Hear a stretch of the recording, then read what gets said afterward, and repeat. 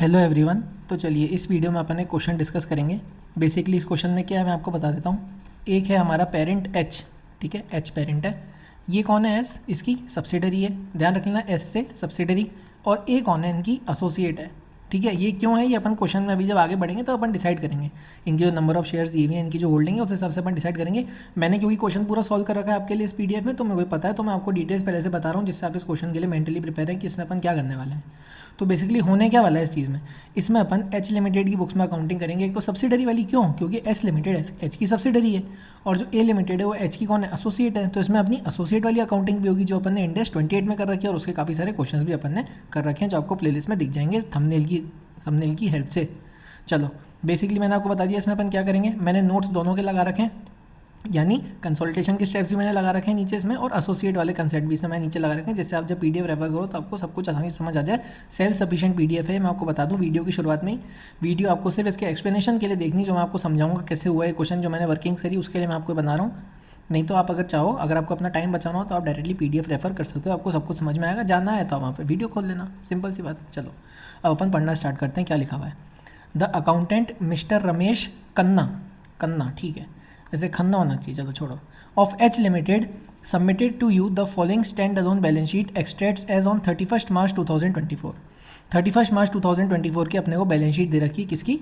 हमारी H limited की। चलो क्या लिखा हुआ है? एच लिमिटेड की बुक्स दे रखी हैं, एस लिमिटेड का कुछ दे रखा है, ए लिमिटेड का कुछ दे रखा है, प्रॉपर्टी प्लांट एंड इक्विपमेंट दे रखा है, फाइनेंशियल असेट्स दे रखे हैं। देखो इन्वेस्टमेंट 14,000 शेयर्स एस लिमिटेड के ये होल्ड करता है कौन? देखो एच। और 4,000 शेयर्स होल्ड करता है ये ए लिमिटेड के कौन? एच। देखो यहाँ पे लिखा हुआ है इन एस लिमिटेड और ए लिमिटेड, इसके कॉलम में देखो यहाँ लिखा हुआ है 5,60,000 और 1,00,000।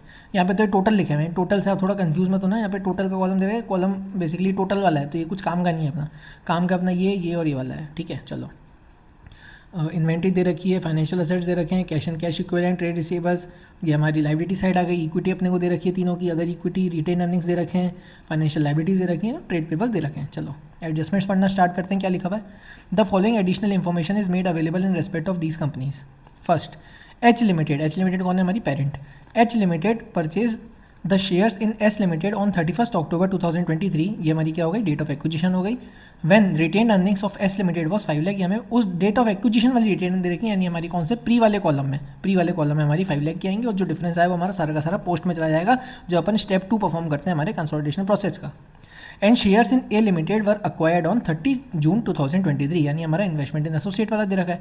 When its retained earnings stood at 1,75,000। चलो सेकेंड पॉइंट, एक इन्वेंट्री का एडजस्टमेंट दे रखा है अपने को ए से रिलेटेड। जब अपन चलेंगे ए की अकाउंटिंग करेंगे तो अपन इसको पढ़ेंगे। बेसिकली ये अनरियलाइज प्रॉफिट वाला एडजस्टमेंट है, जो कि अपन ने इंडेक्स 28 के क्वेश्चंस करते वक्त काफ़ी करा है, यहाँ पे भी अपन कर लेंगे। फिर क्या लिखा है? Trade payable of H limited includes 25,000 payable to A limited, the amount receivable being recorded in the receivables of A limited. ये एच और ए यानी होल्डिंग जो इन्वेस्टर और एसोसिएट के बीच का इंटर कंपनी ट्रांजेक्शन है, लेकिन होल्डिंग और एसोसिएट के बीच में इंटर कंपनी ट्रांजेक्शन अपन कैंसिल नहीं करते। क्यों? क्योंकि अपन एसोसिएट की बुक्स को पेरेंट की यानी एसोसिएट की बुक्स को इन्वेस्टर की बुक्स में कंसोलिडेट नहीं करते हैं। ये मैंने पॉइंट नोट्स में भी लिख रखा है, और जब मैंने आपको उसके क्वेश्चन कराए थे एसोसिएट के तभी मैंने आपको बताया था। तो ये पॉइंट हमारे इस क्वेश्चन में किसी काम का नहीं है। चलो फिर क्या लिखा है? Fourth point, goodwill in respect of acquisition of S limited, यानी हमारी subsidiary has been fully impaired. जितनी ही गुडविल कैलकुलेट करेंगे अपन उसको पूरा का पूरा इम्पेयर कर देंगे, यानी अपन ने गुडविल कैलकुलेट करी, फिर उसमें से अपन उतने का उतना अमाउंट इम्पेयर कर देंगे। The recoverable amount of investment in A limited exceeds this carrying amount on 31 March 2024। Non controlling interest is valued at proportional share of identified, यानी बेसिकली अपने को ये बात समझ में है कि जो भी अपन कैलकुलेट करेंगे गुडविल पूरी की पूरी इम्पेयर कर देंगे।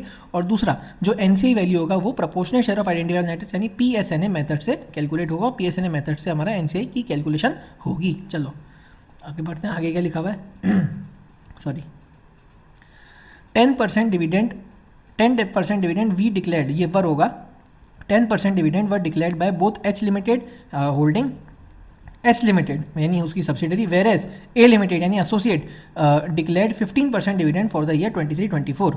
चलो यानी एच लिमिटेड ने 10% डिविडेंड डिक्लेयर करा, एस लिमिटेड ने भी 10% डिविडेंड डिक्लेयर करा, और ए लिमिटेड ने 15% डिविडेंड डिक्लेयर करा। On 31 March 2024 S limited made a bonus issue of 1 equity share for every 2 held by share holders of S limited. इसका adjustment कुछ भी नहीं होता है, क्वेश्चन है, मैंने नोट्स में लिख रखा है, मैं आपको उसके बाद एक्सप्लेन कर दूंगा।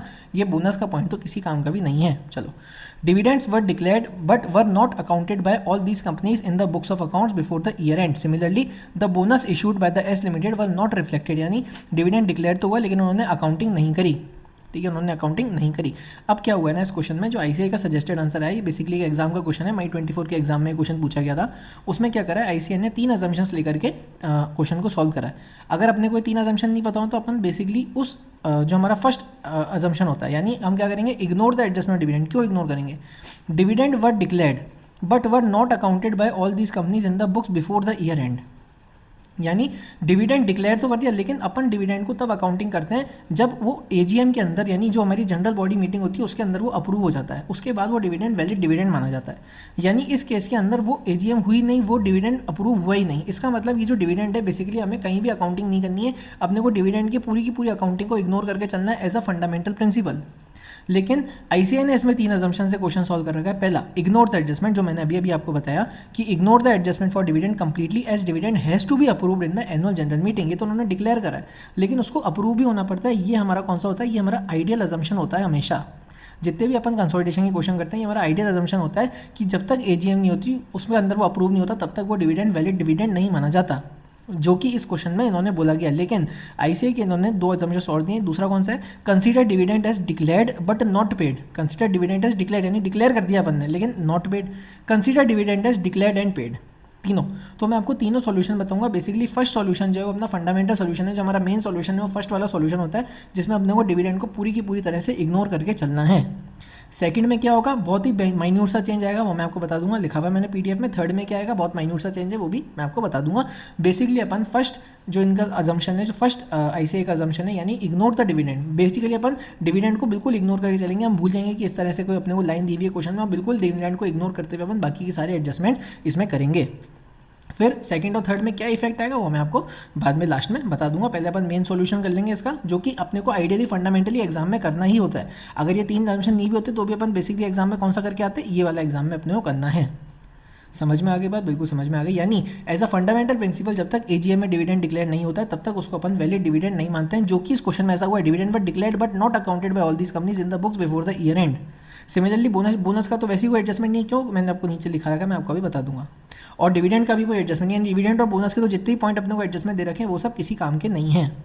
लेकिन हाँ, डिविडेंड के 2 ऑल्टरनेटिव और हैं, वो मैं आपको बाद में जब अपन लास्ट में क्वेश्चन सॉल्व कर लेंगे मैं आपको बता दूंगा। तो अपने को क्या करना है, you are required to take note of all above information and draw the consolidated balance sheet of H limited as at 31 March 2024। Notes to accounts are not required. चलो, यानी अब अपने को इस क्वेश्चन से समझ करके ये बात समझ में आनी चाहिए कि अपने को इसमें एच लिमिटेड की बुक्स में अकाउंटिंग करनी है। ये बात तो अपने को समझ में आ गई, बे को भी आ गई, आपको भी आ गई। लेकिन अपने को इसमें ये भी समझना है कि एक तो अपने को एच लिमिटेड की बुक्स में S limited as a subsidiary consolidation का प्रोसेस भी करना है और A limited as an associate वाला प्रोसेस भी करना है। ठीक है, चलो अब अपन डायरेक्टली अपने सोल्यूशन पे चलते हैं। ये देखो, ये क्या है, हमारे कंसोलिडेशन के सारे स्टेप्स हैं जिससे अपन ने सारे के सारे क्वेश्चन सॉल्व करें अभी तक। ठीक है, ये हमारे कंसोलिडेशन के स्टेप्स, ये बोनस का एडजस्टमेंट, ये डिविडेंड का एडजस्टमेंट, क्योंकि आगे अपने दो अल्टरनेटिव मैं आपको बताऊंगा उसमें काम आएगा। और ये हमारा एसोसिएट एंड जॉइंट वेंचर वाला एडजस्ट, ये पूरा का पूरा प्रोसेस जो मैंने आपको इंडेक्स 28 के क्वेश्चन करते हुए बताया था वही मैंने इसमें पूरा का पूरा लगा दिया, क्योंकि ये क्वेश्चन सॉल्व करते हुए हमारे काम आएगा। चलो अब अपन चलते हैं हमारे इस क्वेश्चन के मेन सॉल्यूशन पर। जहाँ जहाँ मेरे को जरूरत पड़ेगी मैं ऊपर आके नोट्स में आपको रेफरेंस देता जाऊँगा। चलो, कितना है एस लिमिटेड में स्टेक, कितना है एच लिमिटेड का, 14,000 का शेयर का स्टेक है। क्वेश्चन में अपने दे रखा था 14, और टोटल शेयर कितने हैं उसके, 20,000 शेयर है। यानी टोटल स्टेक कितना हुआ, 14,000 share divide by 20,000 share into 100, 70%। 50% से ज़्यादा का स्टेक है तो ये क्या हुई, सब्सिडरी हुई। बिल्कुल 50% ज़्यादा का स्टेक होता है तो कौन क्या मानी जाती है, कंट्रोल आ जाता है हमारे पास और वो हमारी सब्सिडरी बन जाती है। यानी एच लिमिटेड की बुक्स में एस लिमिटेड कौन है, सब्सिडरी है। ए लिमिटेड कौन है, चेक करते हैं। ए लिमिटेड के 4,000 शेयर्स हैं एच लिमिटेड के पास। टोटल शेयर कितने हैं ए लिमिटेड के, 10,000। 4,000 डिवाइड बाई 10,000 इंटू 100 कितने, 40% शेयर एच लिमिटेड होल्ड करता है। यानी कौन है वो, एसोसिएट है। More than equal to 20%, less than equal to 50% कौन होता है, वो एसोसिएट होता है। यानी एच लिमिटेड की बुक्स में अपने को एस के लिए तो कंसोलिडेशन का प्रोसेस फॉलो करना है और ए लिमिटेड के लिए अपने को एसोसिएट वाला प्रोसेस फॉलो करना है, जो कि अपन इंडेक्स 28 में पढ़ते हैं। 10 in the books of H limited, S limited will be consolidated as per index 110 and A limited will be accounted as per investment in associate, यानी हमारा इंडेक्स 28। चलो आगे बढ़ते हैं सोल्यूशन में। सबसे पहले अपन ए लिमिटेड की अकाउंटिंग करते हैं इसमें, इन्वेस्टमेंट इन एसोसिएट। चलो कॉस्ट ऑफ इन्वेस्टमेंट कहाँ से है 1 लाख, क्वेश्चन में अपने को दे रखा है, मैं आपको रेफरेंस बता देता हूँ कहाँ दे रखा है। ये हमारा कॉस्ट ऑफ इन्वेस्टमेंट ये रहा, ठीक है। तो बेसिकली जब अपन, चलो जब आता जाएगा तब तक मैं आपको रेफरेंस देता जाऊँगा। तो बेसिकली कॉस्ट ऑफ इन्वेस्टमेंट कितना हो गया इसमें, ए लिमिट एच लिमिटेड उसमें ए लिमिटेड का 1 लाख का, क्योंकि बैलेंस शीट में उन्होंने कॉस्ट ऑफ इन्वेस्ट 1 लाख दे रखा है। Since fair value of net assets is not given in details, thus we will add share capital and pre reserves of A limited. Pre and post acquisition retain earning कितनी है, 4,24,000 की है। Pre कितनी है, total कितनी है 1,75,000 अपने question में दे रखी है। पोस्ट में कितनी हुई 4,24,000 माइनस 1,75,000 2,49,000। भाई ये चीज़ क्या करी, अब ये चीज़ क्या करी, देखो जब अपन गुडविल कैलकुलेट करते हैं, तब गुडविल कैलकुलेट करते वक्त अपने को fair value of net assets का उतना परसेंटेज करना होता है जितना स्टेक हमारे पास है। इस क्वेश्चन के हिसाब से हमारे पास कितना स्टेक है, 40% का स्टेक है, ठीक है, 40% का स्टेक है। लेकिन इस क्वेश्चन में अपने को fair value of net assets नहीं दिया हुआ है, क्वेश्चन में अपने को डिटेल्स नहीं दी हुई हैं। तो अपन क्या करेंगे, नेट असेट जो हमारी शेयर कैपिटल और प्री एक्विजिशन रिजर्व्स अपन कैलकुलेट करके निकालते हैं ना कंसोलिडेशन वाली बैलेंस शीट में, कंसोलिडेशन के प्रोसेस में share capital plus pre acquisition reserves, उसको ही अपन इसमें fair value of net assets मान लेंगे। क्यों, क्योंकि हमारे पास डिटेल्स गिवन नहीं है। तो हमारे पास प्री का प्रॉफिट कितना हुआ 1,75,000 जो अपने को क्वेश्चन में दे रखा है, और हमारा शेयर कैपिटल कितनी है ए लिमिटेड की 1 लाख की है। तो अपन क्या करेंगे, अपन गुडविल कैसे कैलकुलेट करते हैं, चलो मैं आपको एक बार रेफरेंस दिखा देता हूँ कि एसोसिएट की केस में अपन गुडविल कैसे कैलकुलेट करते हैं। चलो ये तो हमारा कंसोलिडेशन प्रोसेस है, जब अपन कंसोलिडेशन करेंगे एस लिमिटेड का तब अपन इस पाएंगे। अपन अभी एसोसिएट की अकाउंटिंग करें तो अपन आपको एसोसिएट की मैं नोट्स में लेकर चल रहा हूँ। इसमें अपन गुडविल कैसे कैलकुलेट कर रहे हैं मैं आपको उसमें लेकर के चल रहा हूँ। क्यों, क्योंकि अपन अभी गुडविल कैलकुलेट कर रहे हैं। कॉस्ट ऑफ इन्वेस्टमेंट जो अपने को 1 लाख का दिया हुआ है इस क्वेश्चन में, माइनस फेयर वैल्यू, देखो यहाँ पे क्या लिखा है, fair value of net assets of associated joint venture into investor share percentage. लेकिन इस क्वेश्चन में अपने को fair value of net assets की डिटेल नहीं गिवन है, इसलिए अपन share capital plus pre acquisition जो नॉर्मली अपन कंसोलिडेशन के क्वेश्चन में करते हैं उसी को अपन net assets fair value of net assets मान लेंगे और उसका शेयर अपन ले लेंगे। चलो अब अपन गुडविल कैलकुलेट करते हैं। 1 लाख का cost of investment minus pre acquisition reserves का 40%, शेयर कैपिटल का 40%। क्या करा मैंने, pre acquisition reserve share capital को ऐड कर दिया, उसका 40% कर दिया, बस अलग अलग यहाँ पे मैंने आपको प्रेजेंट करने के लिए दिखा दिया। बाकी क्या करा अपन ने, pre acquisition reserve plus share capital जो अपन नेट असेट्स नॉर्मली कंसोलिडेशन के क्वेश्चन में निकालते हैं वो इंटू 40% यानी इन्वेस्टर का शेयर। कितनी आ गई हमारे इसमें नेगेटिव आया, नेगेटिव का मतलब कैपिटल रिजर्व, हमारी इसमें गुडविल नहीं आई, कैपिटल रिजर्व आया। जब हमारा कैपिटल रिजर्व आता है तो अपन उसको रिकॉग्नाइज करते हैं, investment in A limited to capital reserve, ये हमारी जनरल एंट्री होती है कैपिटल रिजर्व की अकाउंटिंग में। मैंने आपको ऊपर नोट्स में सब कुछ लिख रखा है, ठीक है। अगर आप फर्स्ट टाइम पढ़ रहे हो तो आप पहले नोट्स पढ़ना, उसके बाद इस क्वेश्चन को करना। देखो क्या लिखा हुआ है मैंने, ये आ गया। अगर ये फिगर पॉजिटिव आता है, ठीक है, बिल्कुल स्टूडेंट ओरिएंटेड भाषा में मैंने नोट्स लिखे हैं, अगर ये पॉजिटिव आता है फिगर तो ये क्या है, गुडविल है। अगर नेगेटिव आता है जो कि इस क्वेश्चन में आया है वो हमारा क्या है, कैपिटल रिजर्व है। गुडविल तो already carrying amount of investment में अज्यूम मानते हैं कि उसमें इंक्लूडेड है तो उसका कोई एडजस्टमेंट नहीं करते हैं। लेकिन हाँ, अगर कैपिटल रिजर्व है तो अपन उसको रिकॉर्ड करेंगे कैसे, इक्विटी में डायरेक्टली, यानी investment in associated joint venture to capital reserve. ये हमारी कहाँ जाएगा, इक्विटी। अरे कैपिटल रिजर्व कहाँ जाता है, इक्विटी में तो लिखे हुए होते हैं सारे के सारे रिजर्व, तो अपन इसको इक्विटी में रिकॉग्नाइज कर देंगे जब अपन कैपिटल रिजर्व कैलकुलेट करेंगे। लेकिन अगर गुडविल आती है तो वो ऑलरेडी अपनी cost of investment carrying amount of investment में इंक्लूडेड मानी जाती है। तो क्या इसमें गुडविल है या कैपिटल रिजर्व है, कैपिटल रिजर्व है। चलो इसलिए मैंने यहाँ पे क्या लिखा कि हमारा इसमें कैपिटल रिजर्व कैलकुलेट हुआ, क्योंकि नेगेटिव फिगर आया। ये कैपिटल रिजर्व है हमारा 10,000 का, investment in A limited to capital reserve, ये हमारी एंट्री हो गई। चलो दूसरी बात, प्रॉफिट कितना हुआ एसोसिएट को, प्रॉफिट हुआ 2,49,000 का। ये फिगर कहाँ से आया, चलो अपन ये फिगर समझते हैं कि प्रॉफिट कहाँ से पता चला। प्रॉफिट क्यों निकाल रहे हैं अपन एसोसिएट का, क्योंकि इंड AS 28 के हिसाब से जब अपना एसोसिएट की अपन अकाउंटिंग करते हैं तो उसका प्रॉफिट और लॉस का शेयर अपन अपनी बुक्स में रिकॉग्नाइज करते हैं। ये वाला point, recording investor share, investor कौन है यहाँ पे, एच लिमिटेड का शेयर इन प्रॉफिट या लॉस ऑफ एसोसिएट, एसोसिएट कौन है यहाँ पे, ए लिमिटेड और joint venture after initial recognition date. कैसे करते हैं, अगर प्रॉफिट अर्न हुआ होता है तो इन्वेस्टमेंट इन एसोसिएट, भाई इन्वेस्टमेंट का बैलेंस बढ़ जाएगा, प्रॉफिट का शेयर अपने को मिला, हमारा इन्वेस्टमेंट की वैल्यू बढ़ गई। मान लो डिविडेंड मिलता तो वो घट जाती, क्यों, क्योंकि हमारी इन्वेस्टमेंट की रिकवरी हो गई, उनसे अपने को डिविडेंड मिला, उन्होंने प्रॉफिट अकर किया और प्रॉफिट से हमारी इन्वेस्टमेंट इन एसोसिएट इंक्रीज हो जाती है। तो इस investment in associate account debit, ये क्या है, हमारा असेट है। क्यों असेट, क्यों, ये हमारी बैलेंस शीट में अपन शो करते हैं।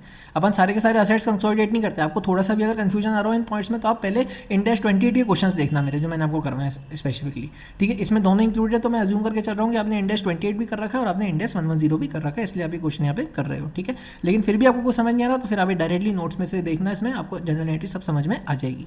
चलो प्रॉफिट अर्न करा है, इसका मतलब प्रॉफिट का शेयर हमें मिलेगा, हमारा इन्वेस्टमेंट एसोसिएट इंक्रीज होगा, मैंने इंक्रीज कर दिया, डेबिट कर दिया टू प्रॉफिट एंड लॉस, इसका हमारा इन्वेस्टर का शेयर। चलो अब अपन देखते हैं कि वो 2,49,000 का फिगर कहाँ से आया। सबसे पहले अपन चलते हैं इसके लिए क्वेश्चन पे। देखो ए लिमिटेड की रिटेन अर्निंग कितनी है 1,75,000 की है 30 जून को जब अक्वायर करा था।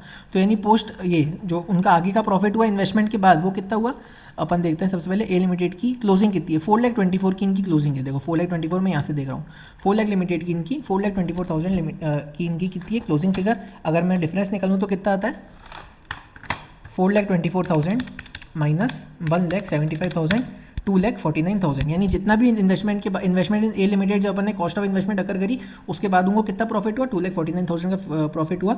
उसका 40% हमारा हिस्सा तो हम उतना रिकॉग्नाइज कर लेंगे हमारी बुक्स में। चलो रिकॉग्नाइज कर लेते हैं। कहाँ गया ये रहा 2,49,000 का प्रॉफिट हुआ एक्विजिशन इन्वेस्टमेंट करने के बाद। उसका 40% मेरा हिस्सा 99,600 इन्वेस्टमेंट इन ए लिमिटेड जो मैंने आपको ऊपर एंट्री दिखाई वही मैंने करी है investment in A limited to P&L। ठीक है मैं आपको क्वेश्चन का वापस से ब्रीफ ओवरव्यू दे दूं। एक एच लिमिटेड है एक एस है और एक ए है। एच लिमिटेड सब्सिडरी है जिसकी अकाउंटिंग अपन अब करेंगे आगे जाके कंसोलिडेशन प्रोसेस से। और ए लिमिटेड एच लिमिटेड ही कौन है एसोसिएट है जिसकी अकाउंटिंग अपन अभी करेंटली कर रहे हैं। चलो next adjustment of unrealised profit. अब क्या हुआ अनरियलाइज्ड प्रॉफिट का एडजस्टमेंट एक बार मैं समझ लेता हूँ।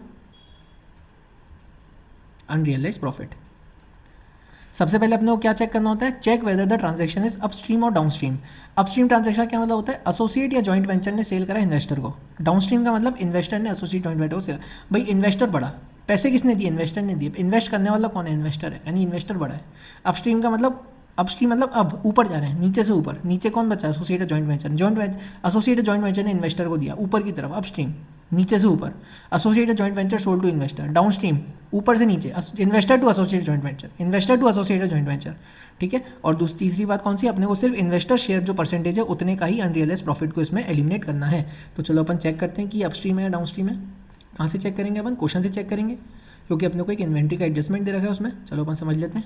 ये रहा क्या लिखा है inventory of A limited. A limited कौन है हमारी एसोसिएट है जिसकी अपन अभी अकाउंटिंग कर रहे हैं। Inventory of A limited as on 31 March 2004 include inventory valued at 60,000 which have been purchased from H limited. H कौन हमारा इन्वेस्टर। अपन इन्वेस्टर वाली अकाउंटिंग कर रहे हैं इसलिए अपन इसको इन्वेस्टर बोलेंगे। अगर यहाँ पे एस होता तो अपन इसको वो बोलते हैं क्या बोलते हैं होल्डिंग बोलते हैं। चलो यानी इन्वेंट्री एच लिमिटेड ने ए लिमिटेड को इन्वेंट्री भी दी। अच्छा यानी इन्वेस्टर ने एसोसिएट को दी यानी ऊपर से नीचे जा रहा है यानी ये डाउनस्ट्रीम है। चलो ये डाउनस्ट्रीम ट्रांजैक्शन है मैंने समझ लिया। चलो अब अपन सॉल्यूशन पे चलते हैं।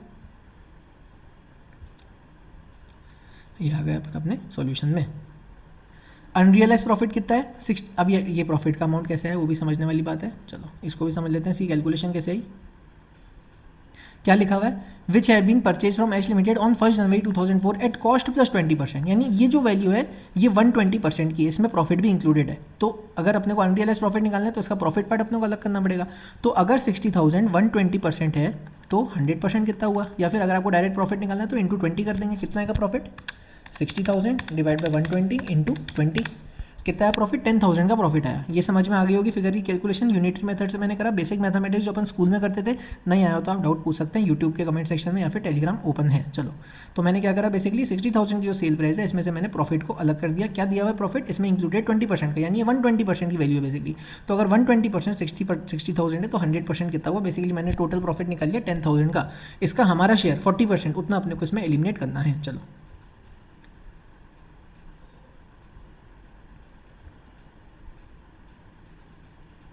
कहाँ गया हमारा सॉल्यूशन। ये रहा क्या निकाला मैंने 60,000 का हमारा वैल्यू इंक्लूडिंग प्रॉफिट कितनी है 60,000। प्रॉफिट कितना हुआ 60,000 डिवाइड बाई 120 इंटू 20 10,000 का हमारा प्रॉफिट। चलो डाउनस्ट्रीम ट्रांजैक्शन मैंने आपको बता दिया था एसोसिएट से जॉइंट वेंचर की तरफ जा रहा है इन्वेस्टर से एसोसिएट की तरफ जा रहा है इन्वेस्टर से एसोसिएट यानी बड़े से छोटा डाउनस्ट्रीम। चलो स्टेप 1 अपन ने चेक कर लिया डाउनस्ट्रीम। अनरियलाइज गेन कितना निकाला अपन ने 10,000। क्या करते हैं डाउनस्ट्रीम के केस में चलो नोट्स में चलिए अपन रेफरेंस लेके करते हैं जिससे आपको ऐसा ना लगे कि मैं कुछ नया कर रहा हूँ। चलो हमारा अगर डाउनस्ट्रीम होता है तो डाउनस्ट्रीम के केस में अपन P&L ऑफ इन्वेस्टर क्यों क्योंकि इन्वेस्टर ने बेचा था प्रॉफिट किसका हुआ इन्वेस्टर का हुआ तो इन्वेस्टर का P&L कम होगा यानी हमारा कौन एच लिमिटेड कौन है इस केस में इन्वेस्टर है। तो P&L ऑफ इन्वेस्टर मैंने क्लियरली लिखा हुआ है इन्वेस्टर ब्रैकेट में जिससे आप कंफ्यूज ना हो। P&L of investor to investment in associate या जॉइंट वेंचर कितना सिर्फ हमारा शेयर यानी 40%। चलो एंट्री कर देते हैं अपन ये क्यों कर रहे हैं एंट्री मैं आपको आगे बताऊंगा, होपफुली आपको आइडिया हो जाना चाहिए अगर आपने क्वेश्चंस करे, तो नहीं तो फिर मैं आपको आगे बताने के लिए हूँ यहाँ पर। चलो PNL account debit of H, देखो यहाँ पे भी मैंने लिख दिया पीएनएल ऑफ एच, यानी हमारी इन्वेस्टर, एच कौन है यहाँ पे investor, to investment in A limited 10,000 का हमारा अनरियलाइज प्रॉफिट, हमारा पार्ट 40% 4,000।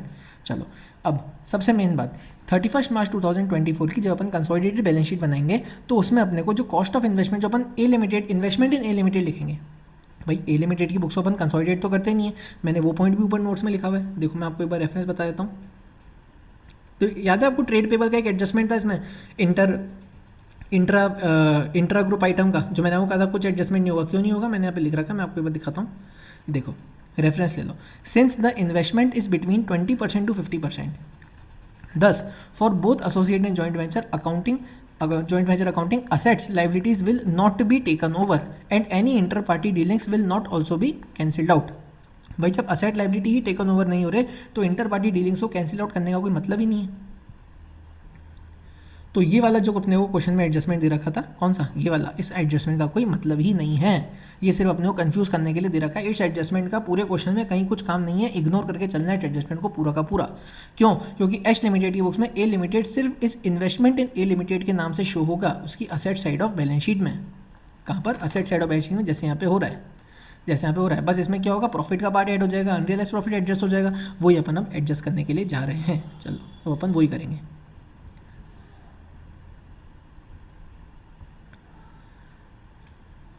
सबसे पहले अपन ने समझा कि जो इन्वेस्टमेंट इन ए लिमिटेड है, इन्वेस्टमेंट इन ए लिमिटेड यानी investment in associate, investment in associate, ये क्या है हमारा पेरेंट के लिए क्या है, सॉरी जो इन्वेस्टर है एच लिमिटेड उसके लिए क्या है, ये असेट है। यानी जहाँ जहाँ पर भी investment in A limited debit होगा अपन असेट को ऐड करेंगे, इंक्रीज करेंगे। जहाँ पर भी investment in A limited credit होगा अपन उसको लेस करेंगे। चलो कैलकुलेट कर लेते हैं अपन क्लोजिंग बैलेंस, जिससे अपन इसको क्लोजिंग बैलेंस शीट में लिख पाएँ, जब अपन कंसोलिडेटेड बैलेंस शीट बनाएंगे उसमें अपन लिख पाएँ, उसके लिए अपन इसका फाइनल एडजस्टमेंट और फाइनल अमाउंट कैलकुलेट कर लेते हैं। Cost of investment original 1 lakh वाली जो अपने बैलेंस शीट में दे रखी थी, उसके बाद अपन ने काफ़ी कुछ करा। हाँ, अपन ने कैपिटल रिजर्व कैलकुलेट करा, क्या एंट्री करी थी अपन ने इसमें, investment in limited to capital reserve, यानी इन्वेस्टमेंट इन लिमिटेड डेबिट हुआ था।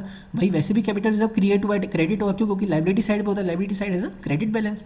तो इसमें अपन ने क्या करा, इन्वेस्टमेंट को इंक्रीज कर दिया। प्रॉफिट का शेयर, प्रॉफिट हुआ था इसमें, प्रॉफिट से हमारा इन्वेस्टमेंट बढ़ा, वापस से add debit, investment in A limited to profit share अपन ने एंट्री करी थी डेबिट, अनरियलाइज प्रॉफिट शेयर को हमने एलिमिनेट करा, क्या एंट्री करी, देखो PNL of H to investment in limited to asset credit हुआ, यानी माइनस क्रेडिट हुआ मतलब असेट गया, डेबिट क्रेडिट 4,000 से।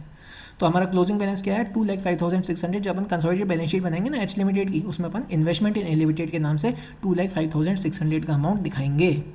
समझ में आ गई बात? जब अपन बैलेंस शीट में चलेंगे मैं आपको फिर से रेफरेंसेस का दे दूंगा कि अपन ने यहाँ पर कैलकुलेट करा था, क्योंकि अपने को भी कंसोलिडेशन प्रोसेस भी करना है, तो हो सकता है बाद में आगे जाकर के इसको भूल जाओ, लेकिन अपने को भूलना नहीं है। जो अपन ने कैलकुलेट करा उसको अपने को लिख कर भी आना है एग्जाम में, नहीं तो कैलकुलेशन करने का फायदा ही क्या हुआ। चलो तो बेसिक में आपको क्वेश्चन की ओवरव्यू वापस से कहानी बता देता हूँ। एच लिमिटेड एक होल्डिंग है या फिर इन्वेस्टर है, उसकी सब्सिडरी कौन है एस और एसोसिएट कौन है ए। अपन ने एसोसिएट की अकाउंटिंग कर दी, अपन सब्सिडरी की अकाउंटिंग करेंगे। अपन क्या करेंगे, consolidation process of S limited, step number 1। जैसे अपन ने बहुत सारे क्वेश्चन कर रखे हैं। डेट ऑफ एक्विजिशन क्या है, क्वेश्चन में दे रखी है 31 अक्टूबर 2001। डेट ऑफ कंसोलिडेशन क्या है, 31 मार्च 2002। एस लिमिटेड कितना, 2002 2004, एक सेकेंड, 2004 आना चाहिए, 2002 आना चाहिए, एक सेकेंड, 31 मार्च 2024 आना चाहिए आई थिंक। इसमें 31 मार्च 2024 की बना रहे हैं ना अपन, तो मैंने शायद डेट ऑफ कंसोलिडेशन गलत लिख दिया यहाँ पे, कोई बात नहीं, कोई नहीं। चलो यहाँ पे 31 मार्च 2004 आना चाहिए। तो एस लिमिटेड का यानी पेरेंट का शेयर, एस लिमिटेड यानी सॉरी क्या गलती हो गई, एच लिमिटेड का पेरेंट का शेयर कितना है 70%, एनसीआई का शेयर कितना है 30%। चलो कैसे आया 70%, अपन ने सबसे ऊपर कैलकुलेट करा था, आपको ध्यान हो तो मैं आपको दिखाता हूँ। ये रहा 20,000 शेयर में से 14,000 शेयर एस लिमिटेड की हमारे पास थे, तो 70% की हमारे पास इसकी होल्डिंग है, तो 30% का एनसीआई। चलो अपन हमारे आगे के स्टेप्स परफॉर्म करते हैं। स्टेप 2 में अपन क्या करते हैं, प्री और पोस्ट का बाइफर्केशन करते हैं। ओपनिंग रिटेन अर्निंग अपने को क्वेश्चन में दे रखी 5 लाख की, मैंने आपको बताया था। डेट ऑफ एक्विजिशन की दे रखी पूरी की पूरी प्री है। इंक्रीज कितना हुआ, चलो एक बार मैं फिगर दिखाऊँ आपको, समझ लोगे। चलो दिखा देता हूँ, कहाँ दिया हुआ अपने को फिगर और ये पूरा का पूरा पोस्ट क्यों हुआ। चलो एच लिमिटेड का balance in S limited on 31 October when retained earning of S कब, एक्विजिशन डेट पे 5 लाख की थी। अच्छा बैलेंस शीट में दे रखी कितनी दे रखी टोटल ईयर एंड पे, 7,50,000 दे रखी है। इसका मतलब 5 लाख तो हमारी डेट ऑफ एक्विजिशन तक की पूरी प्री, यानी जितना भी बैलेंस आएगा वो सारा का सारा पोस्ट होगा, यानी इसमें टाइम एडजस्टमेंट नहीं होगा। चलो तो अपन पूरा का पूरा पोस्ट में ले लेंगे। अपन आप क्या कर रहे हैं, कंसोलिडेशन का प्रोसेस कर रहे हैं, उसके अपन स्टेप 2 पे हैं। चलो मैं उम्मीद कर रहा हूँ आपको ये क्वेश्चन यहाँ तक का समझ में आ गया होगा कि अपन ने एसोसिएट की अकाउंटिंग करी। बेसिकली 2 क्वेश्चन की तरह देखो आप तो इसको, एक एसोसिएट वाली अकाउंटिंग का क्वेश्चन है, एक कंसोलिडेशन वाली अकाउंटिंग का क्वेश्चन है। बस बैलेंस शीट में एक इन्वेस्टमेंट एसोसिएट और एक्स्ट्रा आ जाएगा, कौन सा, ये वाला अमाउंट। बस जब अपन बनाएंगे बैलेंस शीट में आपको एक बार ऑफिस बता दूंगा। चलो प्री एंड पोस्ट में आ गए अपन। ओपनिंग रिटेन अर्निंग कितनी, 5 लाख क्वेश्चन में दे रखी है। इंक्रीज इन रिटेन अर्निंग पूरा का पूरा पोस्ट, क्यों, क्योंकि अपने को डेट ऑफ एक्विजिशन की दे रखी है, डेट ऑफ एक्विजिशन की दे रखी है, तो पूरा का पूरा प्री है।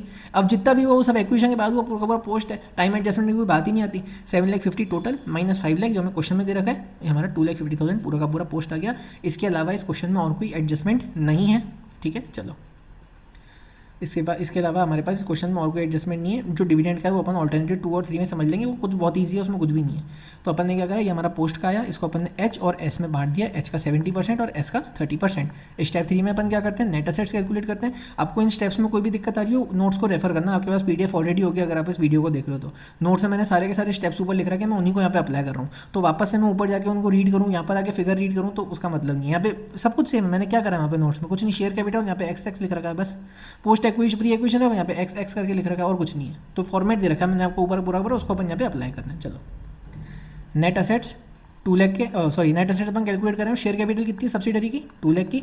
प्री एक्विजिशन रिजर्व जो अपन ऊपर कैलकुलेट करें, ये वाले हमारे 5 लाख के, ये आ गए यहाँ पे 5 लाख। प्री टोटल हमारे नेट असेट्स आ गए 7 लाख के।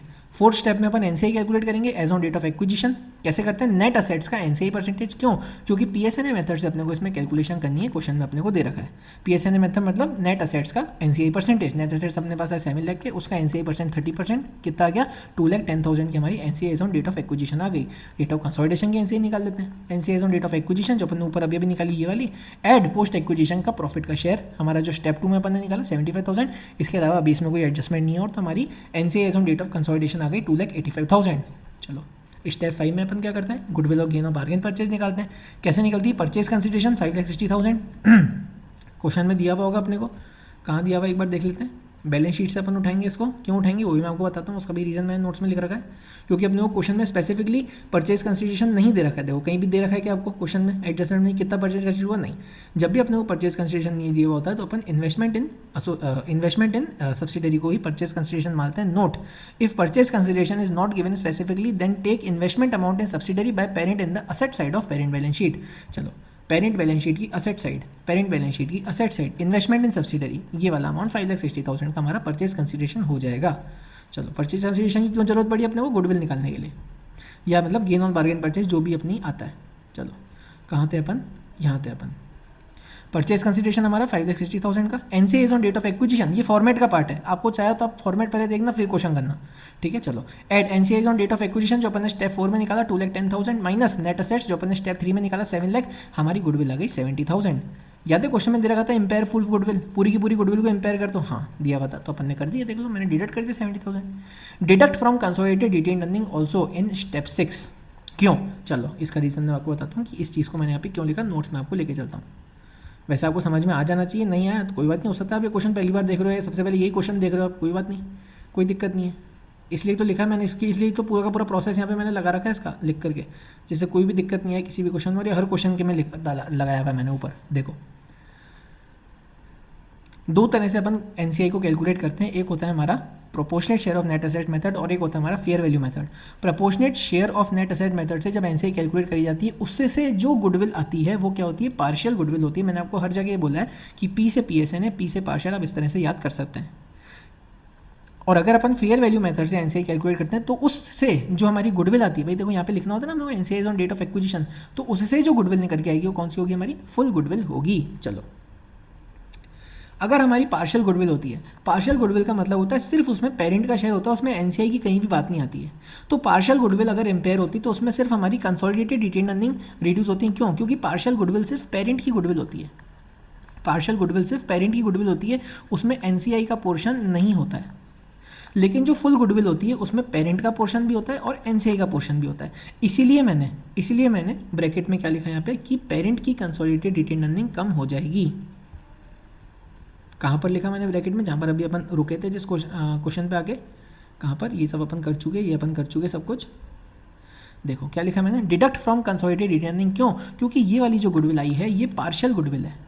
पार्शियल क्यों है? क्योंकि अपन ने एनसीए इसमें proportionate share of net assets method से कैलकुलेट करा है, सब कुछ इंटर रिलेटेड है। पार्शियल क्यों है? Proportionate share of net assets method, क्योंकि ये पार्शियल है तो जो भी इंपेयरमेंट होगा वो सिर्फ पेरेंट की गुडविल का होगा, एनसीए का कोई पार्ट नहीं आता है। सिर्फ पेरेंट की गुडविल इंपेयर होने का मतलब सिर्फ कंसोलिडेटेड अदर इक्विटी स्टेप 6 से अमाउंट रिड्यूस होगा। अगर ये फुल गुडविल होती तो एनसीआई से भी होता और स्टेप 6 में भी होता। क्योंकि ये पार्शियल है तो सिर्फ स्टेप 6 से इसका डिडक्शन होगा इंपेयरमेंट का, पूरा का पूरा स्टेप 6 जब अपन कंसोलिडेटेड अदर इक्विटी बनाएंगे बेसिकली यही वाला, उसमें से अपन इसको माइनस कर देंगे। ठीक है, समझ में आ गई बात? मैं उम्मीद कर रहा हूँ आपको एडजस्टमेंट समझ में आ गया होगा। ये पूरा का पूरा 70,000 क्यों डिडक्ट करा? क्वेश्चन ने कहा कि इंपेयर फुल गुडविल, जितनी कैलकुलेट हुई पूरी की पूरी इंपेयर कर दो। 70,000 कैलकुलेट हुई, पूरी इंपेयर कर दी। चलो अब अपन कंसोलिडेटेड रिटेनिंग बना लेते हैं। सबसे पहले एच लिमिटेड का खुद का बैलेंस 9 लाख, पोस्ट एक्विजिशन का शेयर स्टेप 2 में अपन ने कैलकुलेट करा 1,75,000, इंपेयरमेंट ऑफ गुडविल अभी अपन ऊपर कैलकुलेट करा 70,000, post profit share of associate, भाई जो एसोसिएट की तरफ से अपने को प्रॉफिट मिला वो अपन ने ऐड कर दिया 99,600, अनरियलाइज गेन अपन ने हमारे पीएनएल में डाला था, याद है ऊपर एंट्री करी थी, वो अपन ने यहाँ पे कम कर दिया। तो बेसिकली यहाँ पे क्या समझ में आता है अपने को एग्जाम की तरफ से कि अपन ने ऊपर कैलकुलेशन तो पूरी कर ली एसोसिएट की, लेकिन जहाँ जहाँ पर एडजस्टमेंट करने होते हैं वहाँ पर भूल मत जाना। भाई आपको पता है एज अ स्टूडेंट कि मेरे को यहाँ पे कम करना चाहिए, आपको पता है एज अ स्टूडेंट मेरे को यहाँ पे करना चाहिए, लेकिन अपन एग्जाम में करना भूल जाते हैं, जिससे अपना ये वाला बैलेंस गलत आता है, ये वाला बैलेंस गलत, तो कंसोलिडेटेड बैलेंस शीट मैच नहीं होती, कंसोलिडेटेड बैलेंस शीट मैच नहीं होती तो वहाँ पर अपने को ट्रॉमा आता है, अपन वहाँ पे दुखी हो जाते हैं। समझ में आ गई बात? तो जो जो एडजस्टमेंट है वो आपको करने हैं। मैं उम्मीद कर रहा हूँ ये 2 चीज़ें आपको समझ में आ गई। क्या प्लस, अरे भाई सामने वाली एसोसिएट का प्रॉफिट हुआ उसका अपन ने शेयर लिया हमारे प्रॉफिट लॉस में, ये क्या बना रहे हैं? ये पेरेंट का प्रॉफिट एंड लॉस अकाउंट ही तो है, ये पेरेंट का पीएनएल ही तो है। समझ में आ गई? हाँ, तो पेरेंट के पीएनएल में अपन ने जो एसोसिएट से हमें मिला वो अपन ने ऐड कर दिया, जो हमारा अनरियलाइज गेन से एडजस्टमेंट से हमारा प्रॉफिट लॉस स्टेटमेंट कम हुआ तो वो अपन ने लेस कर दिया, सिंपल। तो हमारा बैलेंस शीट के लिए पर्पज से 11,600 है ना, 11,600 का अमाउंट आ गया हमारा कंसोलिडेटेड रिटेन अर्निंग का। फाइनली अपन स्टेप 7 में कंसोलिडेटेड बैलेंस शीट बनाने वाले हैं। चलो बनाते हैं। Asset side, non current asset PP, कोई एडजस्टमेंट नहीं है पीपी का, इसमें बहुत अच्छा क्वेश्चन है, अपन ने 10,30,000 लिख दिया। गुडविल है क्या? कुछ नहीं, पूरी पूरी इंपेयर हो गई, जीरो। फाइनेंशियल असेट, इन्वेस्टमेंट इन, ये देखो ये आ गया 2,05,600, मैंने कहा था नीचे आएगा अपना इन्वेस्टमेंट इन ए लिमिटेड का बैलेंस। कौन सा है ये वाला है। कौन सा है ये? हमारा इन्वेस्टमेंट इन ए लिमिटेड का फाइनल बैलेंस। क्यों? क्योंकि ए लिमिटेड हमारी एसोसिएट है, एसोसिएट की बुक्स हमारी बुक्स में कंसोलिडेट नहीं होती हैं, असेट लाइबिलिटीज नहीं आती हैं, सिर्फ investment in associate as an asset in the asset side of parent balance sheet show होता है। जो हमारा फाइनल अमाउंट इसमें सारी कैलकुलेशन करने के बाद 2,05,600 निकल के आया, वो अपन ने यहाँ पे लिख दिया। चलो नेक्स्ट क्या है? Current assets. इन्वेंट्री में कोई एडजस्टमेंट था, डायरेक्टली ऐड करके लिख दी। ध्यान से देखो, ये सिर्फ अपन एस लिमिटेड वाली की ऐड कर रहे हैं, गलती से भी एसोसिएट वाली ऐड मत कर देना, कंसोलिडेशन नहीं कर रहे हैं अपन एसोसिएट का जो कुछ करना था वो अपन कर चुके हैं यहाँ पे, ये बैलेंस आ चुका बस, अब एसोसिएट से कोई लेना देना नहीं है। चलो financial asset, cash and cash equivalent अपन ने दोनों के ऐड कर दिए। किसके? दोनों के, एच और एस के अपन ऐड कर रहे हैं, है ना, समझ में आ रहा है ना? हाँ, ट्रेड रिसीवेबल ऐड कर दिए डायरेक्टली, कोई एडजस्टमेंट नहीं है। इक्विटी में आ जाते हैं। शेयर कैपिटल सिर्फ पेरेंट की अपन लेते हैं, सब्सिडरी की शेयर कैपिटल अपन बैलेंस शीट में इंक्लूड नहीं करते हैं, उनके रिजर्व्स भी अपन नहीं लेते हैं, कंसोलिडेटेड बैलेंस शीट वाले पॉइंट ने मैंने ऊपर लिख रखा है। चलो अदर इक्विटी अपन ने ऊपर स्टेप 6 में कैलकुलेट करी, अभी 11,600 लिख दी मैंने। कैपिटल रिजर्व ध्यान रखना दो, कैलकुलेट तो कर लिया लेकिन लिखना भी है। 10,000 का हमें मिला था, याद है ऊपर एसोसिएट, जब अपन एसोसिएट की गुडविल कैपिटल रिजर्व कैलकुलेट कर रहे थे मिला था, याद है, वो अपन ने यहाँ पे लिख दिया। एनसीआई स्टेप 4 में as on date of consolidation 2,85,000 मैंने लिख दिया। देखो ये वाले वो पॉइंट्स हैं जो अपन ऊपर कैलकुलेट तो करते हैं वर्किंग नोट्स में, लेकिन लिखना भूल जाते हैं एग्जाम में, लिखना मत भूल जाना प्लीज़। चलो 10,000 2,85,000 मैंने लिख दिया। Non current liabilities, financial liabilities में कोई एडजस्टमेंट नहीं है, डायरेक्टली टोटल। ट्रेड पेबल में कोई एडजस्टमेंट नहीं है, डायरेक्टली टोटल। अब मैंने यहाँ पे डिविडेंड का भी पॉइंट लिख दिया है, dividend is not yet approved in the general meeting, thus no adjustment in whole question. अभी अपन ने जो मेन सॉल्यूशन करा इसका, उसमें अपन ने डिविडेंड का कहीं कोई एडजस्टमेंट नहीं करा, हाँ बिल्कुल नहीं करा। चलो the asset and liabilities of A limited associate are not taken over as per index 28, so only final balance of investment in associate will be reflected in the balance sheet, जो कि हमारा 2,05,600 है। मैंने यहाँ पर नोट में भी लिख दिया, आप भी लिख के आना ना एग्जाम में क्लैरिटी पर्पज के लिए। चलो ये मैंने क्या करा, मेन सॉल्यूशन जो अपने को क्वेश्चन के हिसाब से एग्जाम में करना होता है वो मैंने कर दिया, लेकिन आईसीआई ने 2 अल्टरनेटिव और दिए, तो 2 अल्टरनेटिव समझाना भी मेरा फर्ज है आपको। चलो मैं आपको 2 अल्टरनेटिव समझा देता हूँ, उसमें से अल्टरनेटिव बी कौन सा है। चलो अपन चलते हैं क्वेश्चन पे। क्या है अल्टरनेटिव बी? अल्टरनेटिव बी है consider dividend as declared but not paid. Declared but not paid. एक और बात ध्यान रखना, इसमें एच लिमिटेड ने भी डिविडेंड दिया, यानी होल्डिंग ने भी डिविडेंड दिया है, सब्सिडरी ने भी डिविडेंड दिया और एसोसिएट ने भी डिविडेंड दिया है। ये बात आप ध्यान रखना मेनली, मैं नीचे बार बार नहीं बोलूँगा, ये चीज़ आपको ध्यान रखनी। कहाँ पे दिया हुआ है? क्वेश्चन में दिया हुआ है, देख लो यहाँ पे दिया हुआ है। 10% dividend per declared by both H और एस, और ए ने कितना दिया 15%, यानी डिविडेंड तो तीनों ने दिया है, तो तीनों के अपने को डिविडेंड अकाउंटिंग करनी है। चलो कुछ भी नहीं है, बहुत आसान है। चलो सबसे पहले अपन क्या करेंगे, डिक्लेयर्ड बट नॉट पेड, और तीसरा क्या, डिक्लेयर्ड एंड पेड। चलो अपन चलते हैं हमारी, देखो ये मेन सॉल्यूशन ऐसा कैसा रहेगा, कहाँ चेंजेस आएंगे वो मैं आपको इसमें बता देता हूँ। मैंने वही नीचे लिखा है, जैसे आपको ज़्यादा क्लियर, मैंने 3 बार क्वेश्चन सॉल्व नहीं करा है, जिसे 3 बार क्वेश्चन सॉल्व किए तीनों के तीनों आपको बड़े बड़े सॉल्यूशन देगा तो आप और कंफ्यूज हो जाओगे कहाँ पर क्या करा है भाई, और पूरा पूरा सॉल्यूशन आप बार बार पढ़ते रहो। नहीं, मैंने डायरेक्टली वो चीज़ें लिखी हैं जहाँ पर अपने वो चेंज करना है, बाकी सब कुछ सेम रहेगा। कैसे मैंने लिखा है मैं आपको दिखाता हूँ किस तरह से अपन ने इसको प्रेजेंट करा है। Alternative B, dividend declared but not paid. CFS यानी डिविडेंड ऑफ सब्सिडरी, CFS की बुक्स में अपन सब्सिडरी वाले डिविडेंड की अकाउंटिंग करते हैं। हाँ चलो, यानी सब्सिडरी ने डिविडेंड डिक्लेयर करा लेकिन पे नहीं करा, क्या करते हैं अपन उसमें, हमारा NCI का शेयर रिड्यूस करते हैं। कहाँ लिखी हुई है चीज़, नोट्स में, यहाँ पे नोट्स में यहाँ पे लिखी हुई है। चलो मैं आपको दिखा देता हूँ कहाँ लिखी हुई है। कहाँ गया हमारा डिविडेंड का एडजस्टमेंट, ये रहा हमारा डिविडेंड का एडजस्टमेंट, ये हमारा डिविडेंड का मेन एडजस्टमेंट। नीचे मैंने नोट में क्या लिख रखा है, if dividend is not accounted by parent और subsidiary then reduce NCI share of dividend only and do not do any other adjustment. यानी अपने को क्या करना है, NCI का शेयर रिड्यूस करना है डिविडेंड का। चलो सब्सिडरी ने कितना डिविडेंड दिया था, कहाँ गया हमारा एडजस्टमेंट वाला पेज, ये रहा। कितना दिया था सब्सिडी ने डिविडेंड, 10% का डिविडेंड दिया था। हमारा NCI का शेयर कितना होता है 30%, भाई 70% पेरेंट का था, NCI का था 30%, तो 2 लाख हमारी शेयर कैपिटल, उसका 10 मतलब सब्सिडरी की शेयर कैपिटल, 2 लाख की सब्सिडरी की शेयर कैपिटल, उसका 10% डिविडेंड उन्होंने पे करा, 30% NCI का शेयर अपने को रिड्यूस करना है, तो एंट्री क्या होगी, NCI account debit to dividend payable. क्यों, क्योंकि सिर्फ डिक्लेयर हुआ है, पे नहीं हुआ है, तो डिविडेंड पेबल। क्या एंट्री हुई, 6000। कैसे आया 6000 का फिगर, मैं उम्मीद कर रहा हूँ समझ में आ गया। 2 लाख किसकी है, ध्यान से, ये सब्सिडरी वाले डिविडेंड की अपन अकाउंटिंग कर रहे हैं, सब्सिडरी वाले डिविडेंड की अकाउंटिंग अपन CFS में करते हैं ना। अब आपने डिविडेंड के एडजस्टमेंट्स करे होंगे ना CFS में, बस वही वाला कर रहे हैं अपन। तो उसमें dividend declared but not paid में सिर्फ अपन NCI वाला शेयर रिड्यूस करते हैं। देखो NCI रिड्यूस हो रहा है, NCI कहाँ शो होता है, लाइबिलिटी साइड में शो होता है। जब लाइबिलिटी डेबिट हो रही है इसका मतलब क्या हो रही है, लाइबिलिटी कम हो रही है, और इसके अलावा अपन कहीं कुछ एडजस्टमेंट इसका नहीं करते। तो NCI account debit to dividend payable, कितना NCI का शेयर, 2 लाख इंटू 10%, ये फुल डिविडेंड अमाउंट जो सब्सिडी ने डिक्लेयर करा, इंटू 30% NCI का शेयर 6000। अब इसका क्या इंप्लीकेशन हुआ, NCI एक तो कम हो जाएगा, deduct NCI on date of consolidation, step 4 में। जो अपन स्टेप 4 करेंगे उसमें अपन ये लेस कर देना, अगर आप इस ऑल्टरनेटिव से करके आओ तो क्या करोगे, जो ऊपर जो मेन सॉल्यूशन है वो तो सब सेम रहेगा, लेकिन उसके अलावा अपन क्या करेंगे वो यहाँ पे बढ़ रहे हैं। चलो, deduct NCI on date of consolidation step 4 by 6000। भाई इस एंट्री को मैंने लाइन में लिखा है बस, नीचे कुछ नई चीज़ नहीं लिखी है। NCI कम हो रहा है 6000 और डिविडेंड पेबल को एज अ बैलेंस शीट में लाइबिलिटी शो कर दो। तो भैया जो हमने ऊपर बैलेंस शीट बनाई थी वो भी तो मैच होनी चाहिए। अब देखो ना, ध्यान से देखो, बस सुनना है आपको, ध्यान से सुनो, कैसे समझो, इमेजिन करो और फील करो। क्या लिखा है, डिडक्ट कर दो NCI को, यानी लाइबिलिटी साइड की NCI कम हो जाएगी। ठीक है, कितनी कम हो जाएगी, 6000 से। Show dividend payable in balance sheet, dividend payable में कहाँ दिखाऊँ, असेट में या बैलेंस शीट में, अरे लाइबिलिटी में, डिविडेंड पेबल मुझे देना है, मेरी लाइबिलिटी प्लस 6000। क्या बैलेंस शीट मैच है, हाँ मैच है। क्यों, NCI में से 6000 माइनस हुआ, डिविडेंड पेबल में 6000 ऐड हो गया, बैलेंस शीट मैच है क्या, हाँ भाई लाइबिलिटी साइड में से 6000 माइनस हुआ, लाइबिलिटी में ही ऐड हो गया, तो अभी तक की मैच थी बैलेंस शीट, क्या भी मैच है, हाँ मैच है। तो सबसे बड़ी टेंशन तो यही होती है अपनी कि लाइबिलिटी बैलेंस शीट मैच रहनी चाहिए, बस वो नहीं हिलनी चाहिए, चाहे वो ऑफिस का काम हो चाहे इसका अपनी पढ़ाई का काम हो, है ना। हाँ बिल्कुल। तो देखो यहाँ पे NCI से यहाँ पे 6000 कम हो गया, लाइबिलिटी माइनस 6000 हुई, लाइबिलिटी प्लस 6000, बैलेंस शीट अभी तक मैच है। और क्या करते हैं साहब, डिविडेंड हमारा पेरेंट ने भी दिया, लिखा हुआ है क्वेश्चन में, तीनों ने दिया डिविडेंड, यानी पेरेंट ने भी दिया। It will book normally in this PNL, भाई पेरेंट का डिविडेंड है, पेरेंट दे रहा है, नॉर्मली PNL बुक होगा, ऐसा कुछ कंसोलिडेशन से लेना देना है नहीं। कंसोलिडेशन का लेना तो सब्सिडरी के एडजस्टमेंट में होता है, पेरेंट ने दिया डिविडेंड तो अकाउंट कर दो, कितना दिया उसने डिविडेंड, 5 लाख का 10%, उसकी 5 लाख उसकी शेयर कैपिटल होगी, आप क्वेश्चन में चेक कर लेना, 10% का डिविडेंड दिया 50,000 का। क्या करेगा, लेकिन डिक्लेयर्ड बट नॉट पेड, पे नहीं करा, तो इसके लिए भी है तो डिविडेंड पेबल ही, भाई पे तो किसने नहीं करा, डिविडेंड डिक्लेयर हुआ है, पे नहीं हुआ है, यानी कंसोलिडेटेड अदर इक्विटी कम हो जाएगा। PNL हमारा प्रॉफिट एंड लॉस में दिखा देंगे और हमारा डिविडेंड पेबल अपन बैलेंस शीट में दिखा देंगे। क्या करेंगे, less 50,000 from consolidated other equity, यानी बेसिकली पेरेंट का प्रॉफिट एंड लॉस अकाउंट, और क्या जो स्टेप 6 में अपन करते हैं, बस उसमें अपन 50,000 माइनस कर देंगे। और लाइबिलिटी साइड में अपन क्या करेंगे, 50,000 एज अ लाइबिलिटी दिखा देंगे। क्या बैलेंस शीट मैच है, बिल्कुल मैच है। क्यों, क्योंकि प्रॉफिट एंड लॉस का आफ्टर ऑल बैलेंस कहाँ जाता है, रिटेन अर्निंग में जाता है। रिटेन अर्निंग कहाँ दिखती है, लाइबिलिटी साइड दिखती है, हाँ, यानी लाइबिलिटी साइड में से 50,000 माइनस हुआ, लाइबिलिटी साइड में 50,000 ऐड हुआ। क्या अभी तक मेरी बैलेंस शीट मैच है, हाँ अभी तक भी मेरी बैलेंस शीट मैच है।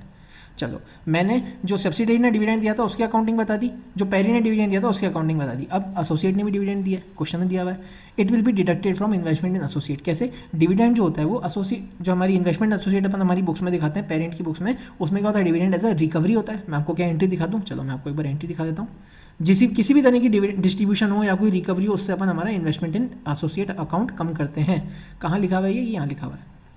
डिस्ट्रीब्यूशन रिसीव्ड फ्रॉम एसोसिएट या joint venture will be recognise up to investor share. कैसे? बैंक अकाउंट अगर मिल गया तो वैसे मिला है कि अभी तक नहीं मिला, यानी डिविडेंड रिसीवेबल होगा हमारी बुक्स में। भाई एसोसिएट से मेरे को मिल रहा है मेरा शेयर टू इन्वेस्टमेंट एसोसिएट, यानी इन्वेस्टमेंट एसोसिएट क्या होता है? कम होता है। इन्वेस्टमेंट एसोसिएट हमारा असेट है तो कितने से कम होगा? वो हमारे शेयर से कम होगा। टोटल डिविडेंड, जितना डिविडेंड टोटल दिया इनटू हमारा शेयर 40% का। यहाँ पर बैंक अकाउंट इसलिए मैंने लिखा हुआ है क्योंकि अगर मिल गया तो इसमें मिला है क्या? नहीं, तो क्या लिखेंगे? मैं डिविडेंड रिसीवेबल। क्यों? क्योंकि अपने को एसोसिएट से मिल रहा है। वहाँ पे तो डिविडेंड पेबल कर रहे थे 2 बुक्स में, तो भाई वो तो सब्सिडरी का डिविडेंड है ना, वो तो सब्सिडरी का डिविडेंड है, उससे अपने को एनसीए का शेयर कम करना है और वो पे नहीं और डिविडेंड पेबल है। तो हमारी बुक्स में भी और उसको डिविडेंड पेबल दिखाएंगे क्योंकि एनसीए का शेयर अपन कम कर रहे हैं, वो अपन ने नहीं दिया है, मतलब वो अपने को मिला नहीं है, वो एनसीए का डिविडेंड है और वो सब्सिडरी ने दिया है। यहाँ पर एसोसिएट का जब डिविडेंड होता है तो वो हमें मिलता है हमारा शेयर का परसेंटेज, इसलिए यहाँ पे क्या होगा? डिविडेंड हमारी बुक्स में आता है डिविडेंड होता है, लेकिन हमारी यहाँ पे डिविडेंड हमें मिला नहीं है, वो हमारा डिविडेंड रिसीवेबल होगा। दूसरे में भी डिविडेंड पेबल करा था, भाई अपन तो पेरेंट हैं, अपन डिविडेंड पे कर रहे हैं, तो हमारी बुक्स में अपन डिविडेंड पे, भाई मैं डिविडेंड पे कर रहा हूँ, मैं उसको रिसीवेबल कैसे दिखाऊँ? रिसीवेबल तो तब होता है जब हमें डिविडेंड मिलता है, तो एसोसिएट से हमें मिल रहा है। बाकी 2 केस में वो क्या है? डिविडेंड पेबल है। मैं उम्मीद कर रहा हूँ आपको ये चीज़ समझ में आ रही होगी। Basic general entries, basic maths है ना, बेसिक अकाउंटिंग, ठीक है। तो अपन ने क्या करेंगे यहाँ पे? अपन डिविडेंड रिसीवेबल लिख देंगे। चलो पहले के 2 एडजस्टमेंट से तो बैलेंस शीट मैच है, हाँ ये मैच है। अपन अभी थर्ड कर रहे हैं एसोसिएट वाला dividend. It will be deducted from investment in associate on asset side of parent balance sheet and dividend receivable, जो कि हमने को मिलना है एसोसिएट से, मिला नहीं है, डिक्लेयर हुआ लेकिन पे नहीं हुआ, यानी डिक्लेयर तो कर दिया एसोसिएट ने लेकिन पे नहीं किया, तो dividend receivable account debit to investment in A. Investment कम हो रहा है ना। चलो अब क्या करेंगे? बैलेंस शीट कैसे मैच होगी? डिविडेंड रिसीवेबल क्या है हमारा? असेट। चलो असेट में asset side add 6000। Investment associate कम हो रहा है, इन्वेस्टमेंट एसोसिएट क्या है? लेस, ये क्या है? असेट है, असेट लेस हो रहा है, असेट लेस 6000, तो प्लस 6000 माइनस 6000। क्या बैलेंस शीट मैच है? हाँ मैच है। तो तीनों की केस में हमारी बैलेंस शीट अभी भी मैच रही। भाई ऊपर मेन सॉल्यूशन तो सेम का सेम रहेगा, उसके अलावा अपने को ये करना है, अगर अपन ऑल्टरनेटिव बी मैच करें तो बार बार मैं आपको बोल रहा हूँ जिससे आप कंफ्यूज ना हो कि भाई इसका इंप्लीकेशन ऊपर वाले सॉल्यूशन में कहाँ दिखाया आपने। मैंने बस पूरा का पूरा सॉल्यूशन वापस नहीं करा, लेकिन मैंने आपको बता दिया सॉल्यूशन में चेंज कहाँ पर आएगा, और बैलेंस शीट भी मैच होगी, वो मैंने आपको यहाँ से बता दिया कि बैलेंस शीट हमारी मैच ही रहेगी। क्यों? क्योंकि असेट में ही कम ज़्यादा हो रहा है, लायबिलिटी में ही कम ज़्यादा हो रहा है। तो अगर आप इस सॉल्यूशन से, अगर आप इस असम्पशन के हिसाब से सॉल्व करो, जो कि अपने को नहीं करना है बेसिकली एग्जाम में, अपने को मेन सॉल्यूशन ऊपर वाले फॉलो करना है, लेकिन अगर कोई स्टूडेंट इस सॉल्यूशन से मैच करे तो क्या करेगा? वो डिडक्ट करेगा एनसीआई स्टेप 4 में इतने से और डिविडेंड पेबल दिखा देगा 6000, मैच रहेगी बैलेंस शीट। ए वाला डिविडेंड एसोसिएट वाला लेस करेगा और 50,000 कंसोलिडेटेड इक्विटी में से और डिविडेंड पेबल दिखाएगा बैलेंस शीट में, मैच रहेगी बैलेंस शीट। एसोसिएट वाला डिविडेंड रिसीवेबल दिखाएगा और इन्वेस्टमेंट कम कर देगा, बैलेंस शीट उसकी मैच रहेगी अभी भी। ऑल्टरनेटिव सी क्या है? Dividend declared and paid, question में दे रखा है। क्या करेंगे? कुछ भी नहीं करेंगे। जहाँ पर ये पे हो गया ना, डिविडेंड डिक्लेयर भी हो गया, पे भी हो गया, तो यहाँ पर डिविडेंड रिसीवेबल नहीं रहेगा, मेरे को पैसा मिल गया बैंक, खत्म बात, पे हो चुका। यहाँ पे डिविडेंड पेबल नहीं रहेगा, खत्म, मैंने पे कर दिया बैंक से मैंने पे कर दिया। यहाँ पे डिविडेंड पेबल नहीं रहेगा, खत्म, मैंने पे कर चुका मैं बैंक, खत्म, बस इतना सा एडजस्टमेंट है, कुछ नहीं है। क्या लिखा है मैंने नीचे? Replace dividend receivable dividend payable in entries done in alternative B by cash या bank and all effects of it will be done in cash and cash. भाई बैंक में हो रहा है तो cash and cash equivalent plus minus करेंगे, हाँ, बाकी ये सब तो सेम रहेगा। बस यहाँ पे बैंक आ जाएगा, बैंक एक असेट आ जाएगा, ये असेट की जगह बैंक आ जाएगा, बस बैंक बढ़ गया, खत्म। और यहाँ पे इन्वेस्टमेंट कम हो गया, बैलेंस शीट मैच। यहाँ पे बैंक कम हो गया, तो यहाँ पे क्या हुआ? अब देखो क्या हुआ, ये कंसोलिडेटेड अदर इक्विटी कम हो रही है, consolidated other equity liability side, liability debit, liability कम, यानी लायबिलिटी कम हो रही है। यहाँ पे क्या हो रहा है? यहाँ पे असेट भी कम हो रहे हैं, जिस अमाउंट से लायबिलिटी कम हुआ उस असेट अमाउंट से असेट कम हो गया, बैलेंस शीट मैच। सेम यहाँ पे जिस अमाउंट से एनसीआई लायबिलिटी कम हुई उसी अमाउंट से बैंक कम हुआ, जिस अमाउंट से लायबिलिटी कम हुई उस अमाउंट से असेट कम हुआ, balance sheet match. Balance sheet match तब भी रहेगी, मैं उम्मीद कर रहा हूँ ये जो सेंटेंस मैंने भी आपको बोले पिछले 1 मिनट में आपको समझ में आ गए, ठीक है। तो क्या रहेगा हमारा थर्ड सॉल्यूशन का impact? Replace dividend receivable, dividend declare में, डिक्लेयर भी हो गया, पे भी हो गया, तो अब कुछ डिक्लेयर हो गया, पे भी हो गया, तो कोई रिसीवेबल पेबल रहा ही नहीं। भाई ऊपर था dividend declared and not paid, इसलिए रिसीवेबल और पेबल लिख रहे थे, अब तो डिक्लेयर भी हो गया, पे भी हो गया, आपका एक ही रिसीवेबल पेबल, तो पे हो गया, किससे हुआ होगा? बैंक कैश से हुआ होगा। तो replace dividend receivable and dividend payable in entries done in alternative B by cash bank and all effects of it will be done in cash and cash equivalent in the consolidated balance sheet of the parent. बाकी सब चीज़ें same है। Solution 1 समझ में आ गई बात? उम्मीद करता हूँ ये क्वेश्चन पूरा का पूरा आपको समझ में आ गया होगा। बेसिकली ना भी आया हो, एज एन ओवरव्यू में आपको बता दूँ, इस क्वेश्चन के 2 पार्ट, एक एसोसिएट की अकाउंटिंग, एक सब्सिडरी की अकाउंटिंग। एसोसिएट की अकाउंटिंग के अलग स्टेप्स हैं, जो अपन ने एसोसिएट वाले क्वेश्चन अपन ने बहुत सारे करे हैं, उनके स्टेप्स हैं, जैसे अपन उसमें कम करते हैं, लेस करते हैं इन्वेस्टमेंट, और वो जो इन्वेस्टमेंट का फाइनल अमाउंट आएगा वो अपन कंसोलिडेटेड बैलेंस शीट में दिखा देंगे, क्योंकि अपन इन्वेस्टमेंट इन एसोसिएट की सारे के सारे एसेट लाइबिलिटीज हमारी बुक्स में नहीं लेते, और सब्सिडरी की अकाउंटिंग करते हो नॉर्मली अपन ने एच लिमिटेड ही कर दी बस। तो एच लिमिटेड के पॉइंट ऑफ व्यू से दो क्वेश्चन देखो आप, एच लिमिटेड की ए एसोसिएट उसकी अकाउंटिंग करनी है एच लिमिटेड को, और एक एस लिमिटेड सब्सिडरी उसकी अकाउंटिंग करनी है बस, और कुछ भी नहीं है इस क्वेश्चन में। जो दो अजम्पशन डिविडेंड के थे वही मैंने आपको इसमें बता दिया। बेसिकली जो फर्स्ट सॉल्यूशन जो अपन ने करा है वही मेन सॉल्यूशन है कि जब तक एजीएम में डिक्लेयर नहीं होता, एजीएम में अप्रूव नहीं होता, तब तक वो डिविडेंड फाइनल डिविडेंड नहीं माना जाता, और उसका एडजस्टमेंट अपने को क्वेश्चन में नहीं करना होता। वो अपन ने फर्स्ट अपने मेन सॉल्यूशन में नहीं करा, लेकिन जो दो अल्टरनेटिव सॉल्यूशन आईसीआई ने दे रखे उसमें क्या होगा वही मैंने आपको इसमें बता दिया। ठीक है, तो मैं उम्मीद करता हूँ आपको क्वेश्चन अच्छे से समझ में आ गया होगा। ये पीडीएफ आपको टेलीग्राम चैनल में मिल जाएगी, सपोर्ट कीजिएगा, सब्सक्राइब कीजिएगा। Thank you so much.